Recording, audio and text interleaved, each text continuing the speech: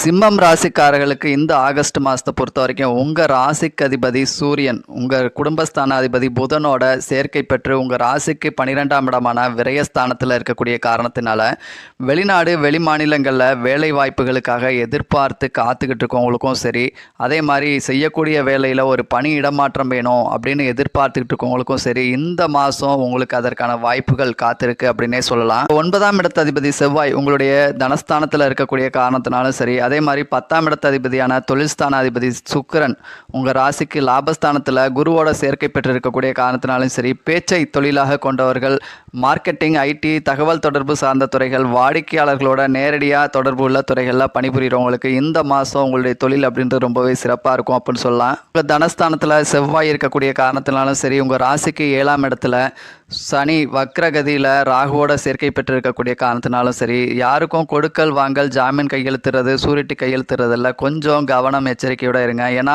பணம் வாங்கிட்டு நான் வாங்கவே இல்லையே, உன்னோட ஆனதை பார்த்துக்க அப்படின்னு சொல்கிறதுக்கான வாய்ப்புகள் இருக்குது. உங்கள் ராசிக்கு லாபஸ்தானத்தில் 5ஆம் இடத்து அதிபதி குருவோட சுக்கிரனும் சேர்க்கை பெற்று இருக்கக்கூடிய காரணத்தினால உங்கள் லைஃப் பார்ட்னரோடையும் சரி, குழந்தைகளோடையும் சரி இந்த மாதம் உங்களுடைய குடும்ப வாழ்க்கை ரொம்பவே சிறப்பாக இருக்கும் அப்படின்னு சொல்லலாம்.